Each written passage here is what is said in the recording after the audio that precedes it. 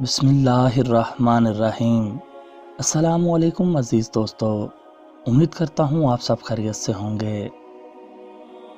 ایک مرتبہ اللہ نے حضرت اسرائیل علیہ السلام سے دریافت کیا کہ اے اسرائیل، آج تک جن لوگوں کی روح تو نے قبض کی ان میں سے کسی پر تجھے رحم بھی آیا؟ اسرائیل علیہ السلام نے عرض کیا، اے پروردگار، تو خوب جانتا ہے کہ روح قبض کرتے وقت ہمیشہ میرا دل دکھتا ہے، لیکن تیرے حکم سے سرتابی کی مجال کہاں؟ اللہ نے پوچھا، یہ بتا تجھے سب سے زیادہ رحم کس پر آیا؟ الہی، ایک موت ایسی ہے جو بلائے نہیں بولتی، اور وہ غم ایسا ہے جو تنہائی میں بھی میرے ساتھ رہتا ہے۔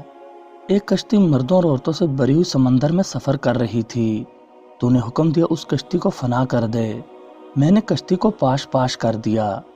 تو نے فرمایا سب مردوں اور عورتوں کی روحیں قبض کر لو، لیکن ایک عورت اور اس کے نوزائیدہ بچے کو چھوڑ دو۔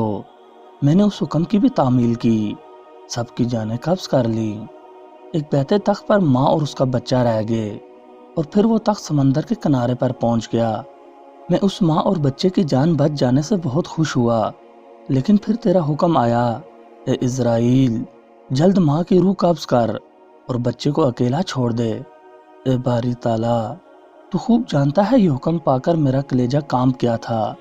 مجھے اس شیر خوار بچے کو اس کی ماں سے الگ کر کے جس قدر تکلیف پہنچی تھی، اب اس واقعے کو ایک مدت بیت چکی ہے، لیکن وہ بچہ برابر یاد آتا ہے۔ اللہ تعالیٰ نے فرمایا، کیا تجھے پتا ہے کہ بعد میں وہ بچہ کہاں اور کس طرح پرورش پاتا رہا؟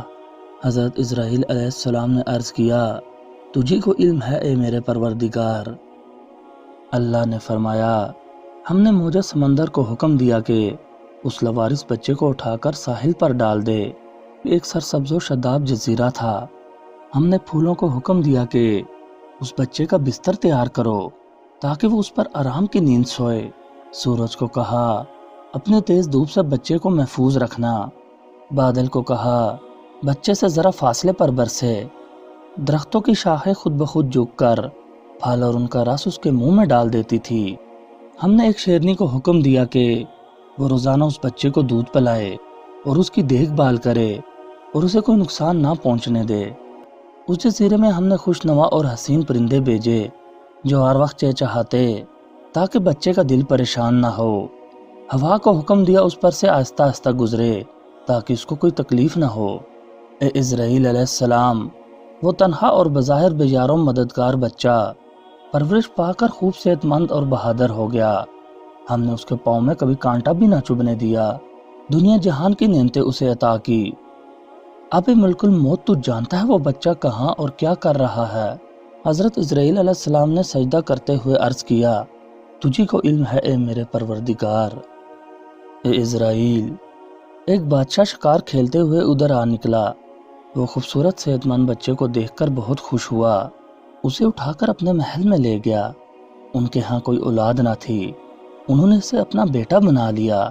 بادشاہ کے مرنے کے بعد وہ اکیلا تاج و تخت کا مالک بن گیا۔ غرور و تکبر سے ہمارے بندوں پر ظلم کرنے لگا، ایسا سرکش نکلا کہ خود خدا بن بیٹھا، اپنے بت بنوا کر انہیں سجدے کرانے لگا۔ خاک کا فانی پتلا ہمارا شریک بن بیٹھا۔ اے اسرائیل، اب وہ بچہ نمرود بن کر اس وقت ایک بڑے ملک کا بادشاہ ہے۔